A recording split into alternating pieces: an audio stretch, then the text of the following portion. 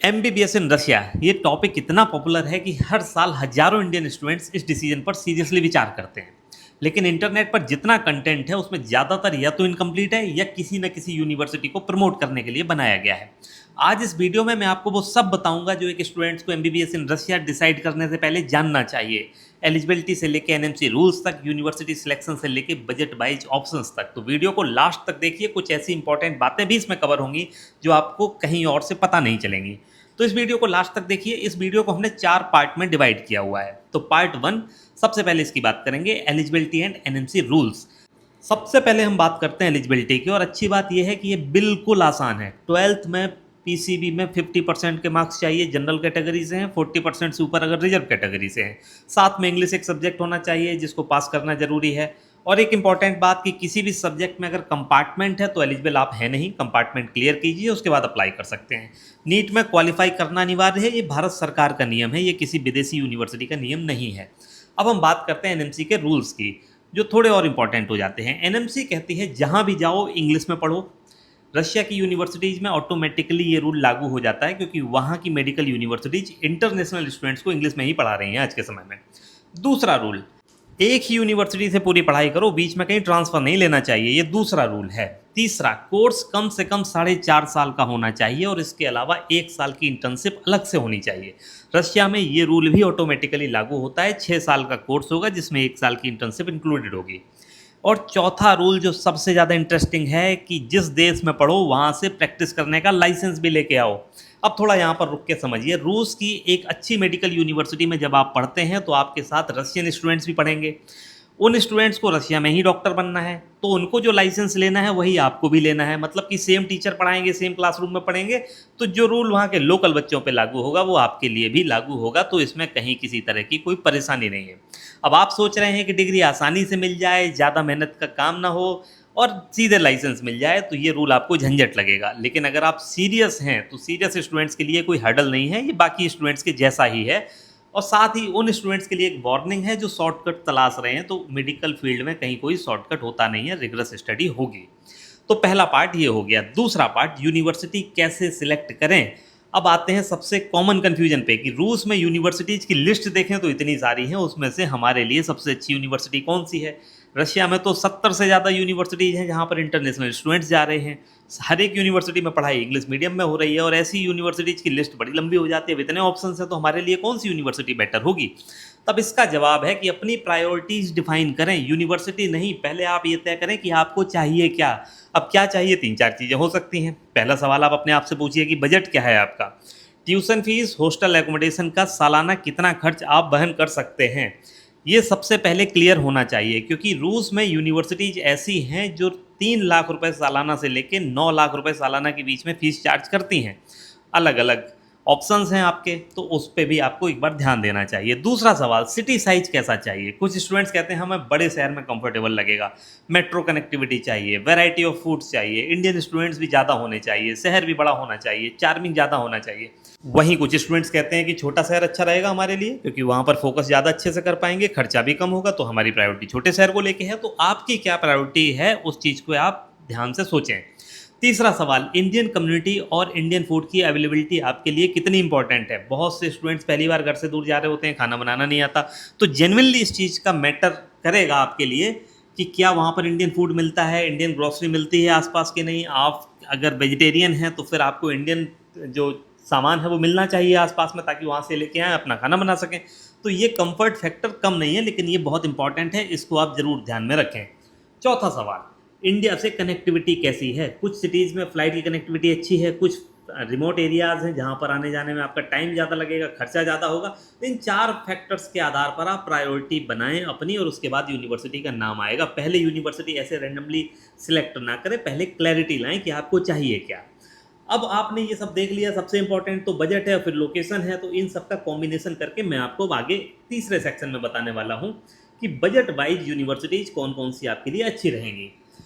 पहली कैटेगरी कि अगर आपका सालाना बजट 5 लाख रुपए तक का है, ट्यूशन फीस और हॉस्टल एकोमोडेशन को मिला के, एकोमोडेशन है, खाने का खर्च इसमें नहीं है, ठीक है, तो उस हिसाब से अगर आपका 5 लाख का बजट है तो इस रेंज में आपके पास 4 अच्छे ऑप्शंस हैं जो जेन्युइनली आपको बढ़िया वैल्यू देंगी। पहली है इवानोवो स्टेट मेडिकल एकेडमी। ये सेंट्रल रशिया में है, एक शांत शहर है, छोटा शहर है, इंडियन स्टूडेंट्स की रीजनेबल कम्युनिटी है और इस फीस ब्रैकेट में ये बहुत अच्छा ऑप्शन है, इवानोवो स्टेट मेडिकल एकेडमी। फिर दूसरे नंबर पर आप रख सकते हैं लो कॉस्ट में नॉर्दर्न स्टेट मेडिकल यूनिवर्सिटी को। अरखांगलिस में स्थित ये यूनिवर्सिटी 1932 में स्टेब्लिश हुई थी, एनएमसी WHO से अप्रूव्ड है, इंडियन मेस की फैसिलिटी है, 5500 से ज़्यादा स्टूडेंट्स हैं इंटरनेशनल जो फर्स्ट ईयर से लेकर फाइनल ईयर तक आपको मिल जाएंगे। तो डाइवर्स कैंपस है, शहर ठंडा है लेकिन स्टूडेंट का सपोर्ट अच्छा है यहाँ पर। सिक्स्थ विकार स्टेट यूनिवर्सिटी, कौमी रिपब्लिक में स्थित ये यूनिवर्सिटी एनएमसी से अप्रूव्ड है। फीस इस कैटेगरी में सबसे कम है एमबीबीएस इन रशिया के लिए। किसी भी आप ढंग की यूनिवर्सिटी की फीस अगर देखेंगे तो उसमें सबसे कम फीस इसी की मिलेगी और उन स्टूडेंट्स के लिए एक अच्छा ऑप्शन है जो जेन्युइनली इस बजट में कोई अच्छी यूनिवर्सिटी देख रहे हैं, बजट कम है लेकिन पीस ऑफ माइंड के साथ पढ़ाई करनी है। फिर स्टैव्रोपोल स्टेट मेडिकल यूनिवर्सिटी, ये साउथ रशिया में है। क्लाइमेट रूस के स्टैंडर्ड के हिसाब से देखेंगे तो रिलेटिवली वार्म मिलेगा। इंडियन स्टूडेंट्स की बड़ी कम्युनिटी है, स्टूडेंट लंबे और ये यूनिवर्सिटी लंबे समय से इंडियन स्टूडेंट्स के बीच में पॉपुलर रही है।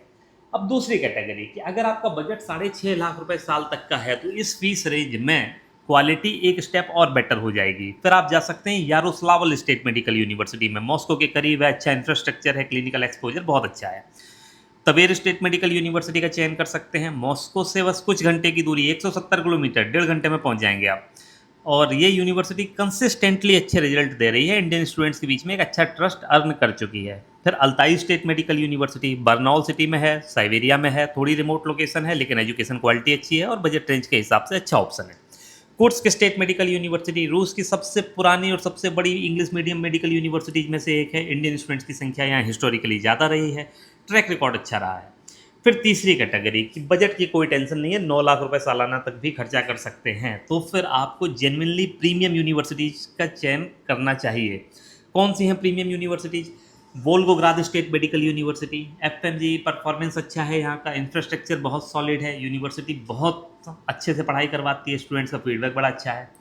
North western state medical university में जा सकते हैं, सेंट पीटर्सबर्ग के पास ये स्थित यूनिवर्सिटी है, मॉडर्न फैसिलिटीज़ है, अच्छा कैंपस है, स्टूडेंट्स कहते हैं कि बड़ा अच्छा लग रहा है, मज़ा आ गया इस यूनिवर्सिटी में आके। फिर नेशनल न्यूक्लियर रिसर्च यूनिवर्सिटी मेफी है, इसका ओबनिंस कैंपस है। ये यूनिवर्सिटी एक यूनिक यूनिवर्सिटी है, न्यूक्लियर रिसर्च बैकग्राउंड से आने वाली यूनिवर्सिटी, साइंस और मेडिकल का एक बेहतरीन कॉम्बिनेशन है। जो स्टूडेंट्स जेन्युइनली एकेडमिक डेप्थ चाहते हैं उनके लिए ये आउटस्टैंडिंग ऑप्शन है। फिर कजान स्टेट मेडिकल यूनिवर्सिटी आती है। कजान एक कॉस्मोपॉलिटन सिटी है, यूनिवर्सिटी की रेपुटेशन सॉलिड है और यहाँ का ओवरऑल एक्सपीरियंस अगर आप देखेंगे सिटी एंड पढ़ाई एंड बाकी सब चीज़ों को मिला दें तो कॉम्प्रिहेंसिव एक अच्छा एक्सपीरियंस बनता है। अब बात ये आती है कि मुझे बजट से कोई लेना ही देना नहीं है, मुझे बजट से टेंशन नहीं है, मैं खर्चा कर सकता हूँ 9 लाख रुपए तक का। अब बताओ मुझे कौन सी रेटिंग में यूनिवर्सिटी सिलेक्ट करनी चाहिए, तो वो मैं आपको अभी बता रहा हूँ। अगर बजट की टेंशन नहीं है, बजट साइड में रख दिया, तो सबसे पहले नंबर पर रखिए वोल्गोग्राद स्टेट मेडिकल यूनिवर्सिटी को, दूसरे नंबर पर रखिए तवेर स्टेट मेडिकल यूनिवर्सिटी को, तीसरे पोजीशन पर रखिए कजान स्टेट मेडिकल यूनिवर्सिटी को, चौथी पोजीशन पर रखिए north western state medical university को, पाँचवीं पोजीशन पर रखिए नेशनल रिसर्च न्यूक्लियर यूनिवर्सिटी को, छठवीं पोजीशन पर रखिए कुर्स्क स्टेट मेडिकल यूनिवर्सिटी को, सातवीं पोजीशन पर नॉर्दर्न स्टेट मेडिकल यूनिवर्सिटी को रखिए, आठवीं पोजीशन पर रखिए इवानोवो स्टेट मेडिकल यूनिवर्सिटी को, नाइन्थ पोजीशन पर अल्ताई स्टेट मेडिकल यूनिवर्सिटी को प्रायोरिटी दीजिए एंड 10th पोजीशन पर यारोस्लावल स्टेट मेडिकल यूनिवर्सिटी। अब ये रैंकिंग तो मैंने आपको बता के दे दी है, आप अपने हिसाब से जो आपको अच्छा लगे इनमें से कोई यूनिवर्सिटी सिलेक्ट कर सकते हैं। ये सबसे बेहतर 10 यूनिवर्सिटी है।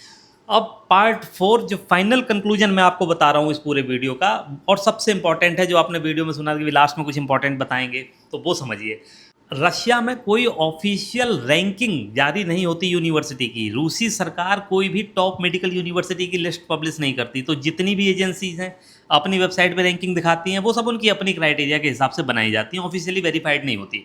इसलिए किसी एक रैंकिंग लिस्ट को, रेटिंग लिस्ट को फाइनल ट्रुथ मत मानिए जिसमें मेरी दी हुई रेटिंग लिस्ट भी शामिल है। तो ऐसा नहीं है कि किसी ने बोल दिया तो बस इसी में जाना है, अपना विवेक का भी इस्तेमाल करिए। मैंने कॉम्प्रिहेंसिव जो आपको वैल्यू प्रोवाइड करेंगी उसके हिसाब से आपको बता दिया। अब एफएमजी की हम बात कर लेते हैं। एफएमजी का डेटा आपको कंफ्यूज कर सकता है, बहुत से काउंसलर उसे अपने हिसाब से यूज करते हैं। सच बात यह है कि एफएमजी मेनली स्टूडेंट्स की अपनी परफॉर्मेंस पे डिपेंड करेगा। यूनिवर्सिटी का रोल होता है लेकिन वो सेकेंडरी होता है। स्टूडेंट जो सीरियसली पढ़ाई करते हैं वो एफएमजी में पास करते हैं। चाहे केआरएसयू की हम बात कर लें, जिसका कि आउटस्टैंडिंग एफएमजी का परफॉर्मेंस रहता है, किर्गिस्तान की यूनिवर्सिटी है, लगभग 60% तक का इसका रिजल्ट आया है अपने हाई टाइम पे। तो जहाँ 60% का रिजल्ट आया है उसमें भी 40% पास नहीं हो रहे हैं। तो 40% क्यों पास नहीं हो रहे? तो वो 40% भाई नहीं पढ़े अच्छे से तो पास नहीं हो रहे। अगर आप मेहनत करते हैं तो फिर तो आप पासिंग स्टूडेंट्स वाले लिस्ट में जाएंगे, और अगर आप मेहनत नहीं करते हैं, शॉर्टकट तलाश रहे हैं कि आसानी से सब कुछ हो जाए, तो जो फेल्ड स्टूडेंट्स का ग्रुप है वो आपका स्वागत करेगा। तो ये आपके हाथ में होगा कि आप पास होंगे या फेल होंगे। यूनिवर्सिटी ज़रूर वैल्यू करेंगी, इसमें मैटर करेंगी, लेकिन सबसे ज़्यादा जो मैटर करेगा वो आपका अपना कैलिबर होगा। तो इसलिए ध्यान रखिए, आपको मेहनत बहुत करनी है। अब एक और बात मैं आपको बता दूं जो ओपनली कोई बोलता नहीं है, कि एफएमजी की कोचिंग होती है हमारी यूनिवर्सिटी में, ये बस एक मार्केटिंग प्रोपेगेंडा है। कुछ यूनिवर्सिटीज़ और एजेंसीज ये क्लेम करती हैं कि हम एफएमजी की कोचिंग प्रोवाइड करते हैं।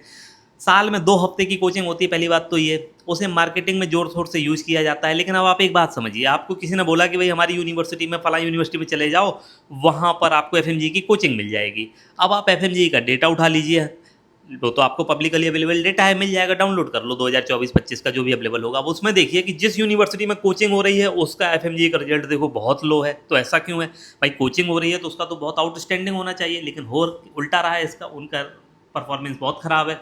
तो ये एक मार्केटिंग गिमिक है, मार्केटिंग एजेंडा है, इसका कोई लेना देना नहीं है। एफएमजी में आप पास तभी करेंगे जब आप पूरे 6 साल अच्छे से पढ़ाई करेंगे, सीरियस रहेंगे, प्रिपरेशन करते रहेंगे। तो एफएमजी पास करने के लिए 6 साल की सिंसियर पढ़ाई चाहिए, शॉर्टकट और ये सब कुछ नहीं चलेगा। स्ट्रॉन्ग कॉन्सेप्ट होने चाहिए। लास्ट ईयर में डेडिकेटेड आप सेल्फ प्रिपरेशन करेंगे, ऑनलाइन हेल्प लेंगे तो हो जाएगा। नहीं तो 2 वीक में आपने अगर कोई सोचा कि कोचिंग मिल जाएगी उससे हमारा काम चल जाएगा, ऐसा कुछ नहीं होने वाला। तो ये थी एमबीबीएस इन रशिया के बारे में जानकारी। अगर ये आपको सही लगी हो, आपको इसमें कुछ हेल्पफुल समझ में आया हो, तो फिर आप इस वीडियो को उनके साथ शेयर कर सकते हैं जो एमबीबीएस इन रशिया के बारे में सोच रहे हैं। और अगर आप ऐसा सोच रहे हैं कि आप रशिया से एमबीबीएस करेंगे, तो आपको आपकी प्रोफाइल के हिसाब से, आपके मार्क्स के हिसाब से, आपके बजट के हिसाब से और आपकी प्रायोरिटीज़ के हिसाब से हम आपको सजेस्ट कर सकते हैं कि कौन सी यूनिवर्सिटी आपके लिए सबसे बेहतर रहेगी। डिस्क्रिप्शन में लिंक दिया हुआ है, आप वहाँ से काउंसलिंग का सेशन बुक कर सकते हैं। हम 2015 से इस फील्ड में हैं। हमारा काम आपको सही डिसीजन लेने में मदद करना है, ना कि कोई भी यूनिवर्सिटी ऐसे ही रैंडम आपको बता देना। तो thank you for watching this video. Have a great time. मिलते हैं नेक्स्ट वीडियो में। कोई भी और जानकारी चाहिए mbbsdirect.com पर विजिट करें।